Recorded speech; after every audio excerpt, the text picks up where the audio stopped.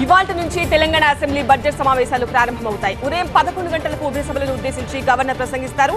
ఈ నెల 19 లేదా 20న సభలో బడ్జెట్ ప్రవేశపెడతారు. ఈ నెల 29 వరకు ఈ సమావేశాలు కొనసాగే అవకాశం ఉంది. ఈ అసెంబ్లీ సమావేశాల్లో ప్రభుత్వ అవినీతిని అసెంబ్లీ మండల్లో ఎండగట్టాలని బీఆర్ఎస్ ఎమ్మెల్యేలు ఎమ్మెల్సీలకు పార్టీ అధినేత కేసీఆర్ పిలుపునిచ్చారు. తెలంగాణ భవన్లో కేసీఆర్ అధ్యక్షతన బీఆర్ఎస్ ఎల్పీ సమావేశం జరిగింది. అసెంబ్లీకి సభ్యులంతా నిర్ణీత సమయానికి రావాలని సూచించారు కేసీఆర్. కేసీఆర్ అసెంబ్లీకి వస్తే సంతోషమని మంత్రి శ్రీధర్ బాబు అన్నారు. 10 ఏళ్లు సీఎంగా ఉన్న వ్యక్తి సభకు వచ్చి రాష్ట్ర అభివృద్ధికి సూచనలు ఇస్తే వాటిని స్వీకరిస్తామని తెలిపారు. ప్రతిపక్షాలు కేవలం విమర్శలకే పరిమితం కావద్దని సూచించారు శ్రీధర్ బాబు. బడ్జెట్ సమావేశాల్లో రాష్ట్ర అభివృద్ధికి సభ్యులందరూ సహకరించాలని పిలుపునిచ్చారు. 520 కోట్లతో ఐలమ్మ వర్సిటీని అభివృద్ధి చేస్తామని డిప్యూటీ సీఎం చిన్న కన్ఫ్యూజన్. ఫ్లాట్ కొనాలా, సైట్ కొనాలా? కన్ఫ్యూజన్ ఎందుకు? ఒక రియల్ ఎస్టేట్ ఎక్స్పర్ట్ తో మాట్లాడు. ఎలా? బాస్ వాలా be the boss. Bhatti Vikramarka తెలిపారు.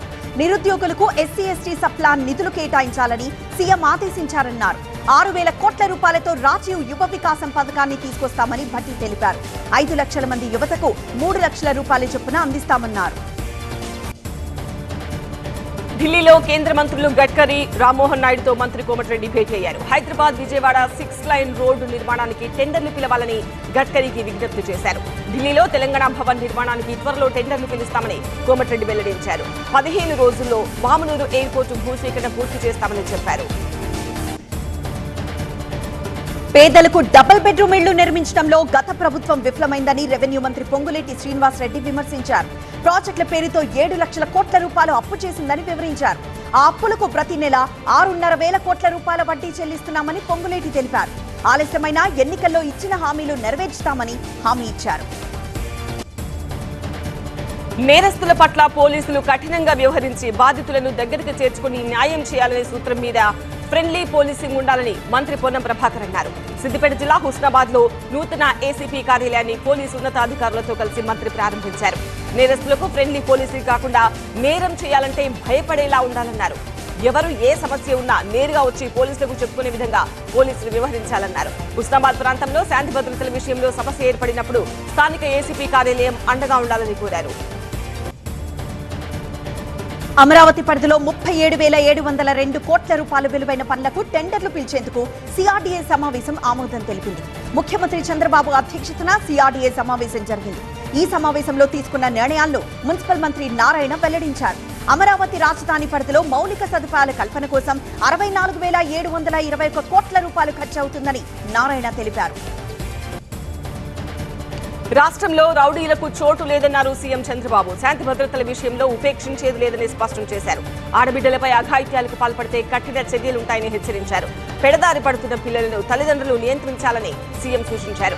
హోంశాఖ బడ్జెట్ గ్రాంట్లపై ఏపీ అసెంబ్లీలో చర్చ సందర్భంగా ఈ వ్యాఖ్యలు చేశారు ముఖ్యమంత్రి చంద్రబాబు. వచ్చే విద్యా సంవత్సరం నుంచి రాష్ట్రంలో స్కూల్ విద్యార్థుల యూనిఫామ్ మార్చుతున్నామని మంత్రి లోకేష్ తెలిపారు.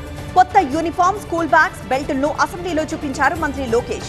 పిల్లల పుస్తకాల బరువు తగ్గించేందుకు ప్రయత్నిస్తున్నామని తెలిపారు.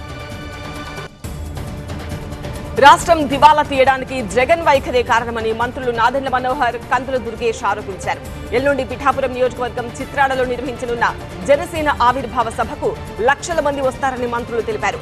సభకు సంబంధించి అన్ని ఏర్పాట్లు పకడ్బందీగా చేస్తున్నామని వెల్లడించారు. యావత్ దేశం గుర్తుంచుకునేలా ఈ సభ జరుగుతుందన్నారు. మచిలీపట్నంలో ఆక్రమణల పేరుతో కూల్చివేతలకు పాల్పడుతున్నారని ఆగ్రహం వ్యక్తం చేశారు పేర్ని నాని. వైసీపీ ఆఫీస్ లోనికి వెళ్లేందుకు ఏర్పాట్లు చేసిన ర్యాంపును కూల్చివేశారని మండిపడ్డారు. ఆక్రమణల తొలగింపులో కూటమి ప్రభుత్వం పక్షపాత ధోరణితో వ్యవహరిస్తోందన్నారు. 30 ఏళ్ల పాటు లీజుకు తీసుకుని వైసీపీ కార్యాలయం కొనసాగిస్తున్నామని తెలిపారు. వైసీపీ పార్టీ ఆవిర్భావ దినోత్సవ కార్యక్రమానికి ముస్తాబవుతున్న బందరు కార్యాలయంలో పేర్ని నానితో చర్చించారు బందరు డీఎస్పీ. ఈ సందర్భంగా పెద్ద సంఖ్యలో కార్యాలయానికి చేరుకున్నారు వైసీపీ కార్యకర్తలు. ఇవాళ విజయవాడ సిఐడి ఆఫీస్ కు రానున్నారు విజయసాయిరెడ్డి. కాకినాడ పోర్టు వాటాల బదిలీ కేసులో ఇప్పటికే నోటీసులు అందాయి. కేవీ రావు ఫిర్యాదు మేరకు విజయసాయిపై కేసు నమోదైంది. ఉదయం 11 గంటలకు విచారణకు హాజరు కానున్నారు విజయసాయి. ఇదే కేసులో గతంలో ఈడీ విచారణకు హాజరయ్యారు విజయసాయి. పోసాని కృష్ణమురళికి ఊరట లభించింది. మొత్తం 4 కేసుల్లో పోసానికి బెయిల్ మంజూరైంది. ఇవాళ జైలు నుంచి పోసాని విడుదలయ్యే అవకాశం ఉంది. ఇతర కేసుల్లో బిఎన్ఎస్ చట్టం కింద పోసానికి నోటీసులు ఇవ్వాలని హైకోర్టు ఆదేశించింది. జైలు నుంచి బయటకు వచ్చాక మరో కేసులో పోలీసులు అరెస్ట్ చేసే అవకాశం ఉంది. బోరుగడ్డ అనిల్ రాజమండ్రి సెంట్రల్ జైల్లో లొంగిపోయాడు. మధ్యంతర బెయిల్ పొడిగించాలని అనిల్ పిటిషన్ వేగా బెయిల్ పొడిగించేందుకు హైకోర్టు నిరాకరించింది. అనిల్ మధ్యంతర బెయిల్ గడువు నిన్నటితో ముగిసింది. తన తల్లి ఫేక్ మెడికల్ సర్టిఫికేట్లతో బెయిల్ పొందారని అనిల్పై ఆరోపణలు ఉన్నాయి. జోగులాంబ ఆలయ పూజారి ఆనంద్ శర్మ లీలలు ఒక్కొక్కటిగా బయటకు వస్తున్నాయి. ఆలయ అవినీతి సొమ్ముతో కోట్లకు పడగలెత్తిన ఆనంద్ శర్మ ఇష్టారాజ్యంగా వ్యవహరించారు. అమ్మవారికి అభిషేకం సమయంలో ఏకంగా పీఠం మీదికి ఎక్కారు. అమ్మవారికి సమానంగా నిలబడి అభిషేకం చేయడాన్ని పండితులు తప్పుపడుతున్నారు. సాటి అర్చకులు కింద నిల్చుని అభిషేకం చేస్తుండగా ఆయన మాత్రం తాను అందరికంటే ఒక మెట్టు పైన అన్నట్టు వ్యవహరించారు. అర్చకులు ఈ విషయం చెప్పినా ఆనంద్ శర్మకు తలకెక్కలేదు. పైగా అలా ఎవరు అభ్యంతరం చెప్పినా వారికి ఆలయంలో స్థానం ఉండకుండా చేశాడు. ఆలయంలో ఆభరణాల మాయం, టెండర్లలో అక్రమాలు, భక్తుల విరాళాలు కొట్టేశారని ఆరోపణలు ఎదుర్కొంటున్నారు ఆనంద్ శర్మ. హైదరాబాద్ లోని జాంబాగ్ డివిజన్ కార్పొరేటర్ రాకేష్ జైస్వాల్ మహిళా పారిశుద్ధ్య కార్మికుల కాళ్లు కడిగి వారిని ఆత్మీయంగా సన్మానించారు. బేగం బజార్ హిందీ నగర్ స్పోర్ట్స్ కాంప్లెక్స్ లో అంతర్జాతీయ మహిళా దినోత్సవం సందర్భంగా సన్మానించారు. అనునిత్యం డివిజన్ లో సఫాయి పనులు చేస్తూ పరిశుభ్రంగా ఉంచుతున్న కర్మచారుల పాదాలను శుభ్రం చేసి వారికి మహిళా దినోత్సవ శుభాకాంక్షలు తెలిపారు. అనంతరం వారిని సన్మానించి స్వీట్లు, టిఫిన్ బాక్సులను బహుమతిగా అందజేశారు. గంజాయి డాన్ అంగూరీబాయ్ పై పీడీ యాక్ట్ నమోదు చేశారు పోలీసులు. ఎన్నిసార్లు అరెస్ట్ చేసినా బెయిల్ పై వచ్చి గంజాయి వ్యాపారం కొనసాగిస్తోంది అంగూరీబాయ్.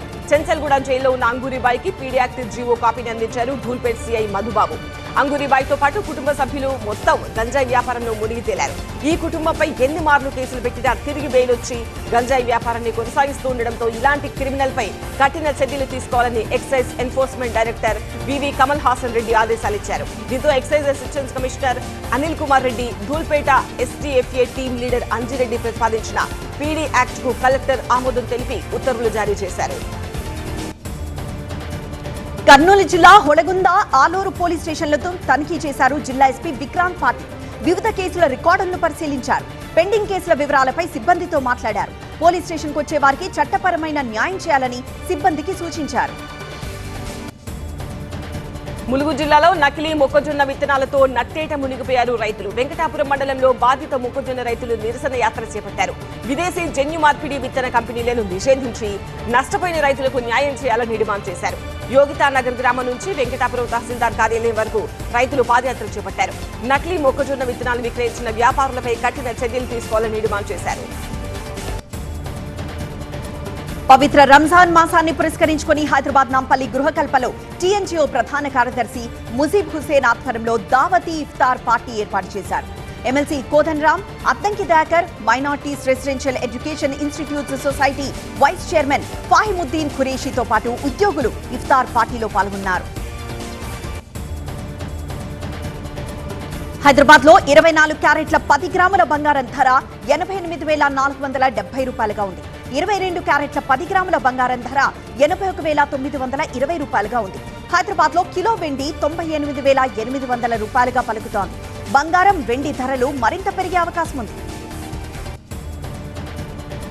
ప్రధాని మోదీకి మారిషస్ లో అత్యున్నత పురస్కారం లభించింది. The grand commander of the order of the star key of the Indian ocean అని ప్రకటించారు మారిషస్ ప్రధాని. మారిషస్ లో ప్రధాని మోదీ పర్యటన కొనసాగుతోంది. ఈ సందర్భంగా మారిషస్ ప్రధాని నవీన్ చంద్ర ఏర్పాటు చేసిన ప్రత్యేక విందుకు ప్రధాని మోదీ హాజరయ్యారు. తమ ఆహ్వానాన్ని అంగీకరించి భారత ప్రధాని మోదీ మారిషస్ స్వాతంత్ర దిన వేడుకల్లో పాల్గొనేందుకు రావడం గర్వంగా ఉందన్నారు మారిషస్ ప్రధాని. 2014లో ప్రమాణ స్వీకారానికి మోదీ తనను ఆహ్వానించారని మారిషస్ ప్రధాని గుర్తు చేసుకున్నారు. 4వ ప్రమాణ స్వీకారానికి కూడా ఆహ్వానిస్తారని ఆకాంక్షించారు. మారిషస్ లో తనకు ఘన స్వాగతం పలికిన మారిషస్ ప్రభుత్వం, ప్రధాని, ప్రజలకు హృదయపూర్వక కృతజ్ఞతలు తెలిపారు ప్రధాని మోదీ. ఏ భారతీయ ప్రధానమంత్రికైనా మారిషస్ సందర్శన ఎల్లప్పుడూ చాలా ప్రత్యేకమైందని చెప్పారు మోదీ. ఇది కేవలం రాజకీయ పర్యటన మాత్రమే కాదు, ఒకరి కుటుంబాన్ని కలిసే అవకాశమన్నారు. హోలీ సందర్భంగా ఉత్తరాది వారు ఇష్టంగా తినే గుజియాకు కొత్త రూపిచ్చారు. యూపీ రాజధాని లక్నోలోని ఛప్పన్ భోగ్ సంస్థ భారీ గుజియాను తయారు చేసింది. మహాకుంభను గుర్తు చేసుకుంటూ దీన్ని రూపొందించారు. ఇది ప్రపంచంలోనే పెద్ద గుజియా అని తయారీదారులు వివరించారు. కేరళ రాజధాని తిరువనంతపురంలో ఆశా వర్కర్లు చేస్తున్న నిరసనలో కేంద్ర మంత్రి సురేష్ గోపి పాల్గొన్నారు. వారికి ఆయన సంఘీభావం తెలిపారు. వారి సమస్యలను ప్రభుత్వం దృష్టికి తీసుకువెళ్తానని ఆయన ఇంతకు ముందు వారికి హామీ ఇచ్చారు. విపక్ష కూటమితో అంటి ముట్టినట్టుగా ఉండే ఒడిషా బిజు జనతాదళ్ పార్టీ ఓటరు జాబితాపై మోసాలపై తృణమూల్ కాంగ్రెస్ తో జతకట్టింది. ఓటర్ల జాబితాలో అవకతవకలపై చర్చ జరగాలని రాజ్యసభలో తృణమూల్ కాంగ్రెస్ డిమాండ్ చేసింది. సభాపతి దీన్ని తిరస్కరించడంతో ఆ పార్టీ సభ నుంచి వాకౌట్ చేసింది. తృణమూల్ కు మద్దతుగా బీజేడీ ఎంపీలు కూడా సభ నుంచి వెలుపలికి వచ్చారు. ఆశా వర్కర్లను కాపాడాలని డిమాండ్ చేస్తూ కేరళకు చెందిన ఎంపీలందరూ పార్లమెంట్ ఎదుట నిరసన చేపట్టారు. ఆశా వర్కర్ల వేతనం 21,000 రూపాయలకు పెంచాలని, రిటైర్మెంట్ ప్రయోజనాల కింద 5 లక్షల రూపాయలు ఇవ్వాలని డిమాండ్ చేశారు. ఆరోగ్య రంగంలో ఆశా వర్కర్లు 24 గంటలు పనిచేస్తారని గుర్తు చేశారు.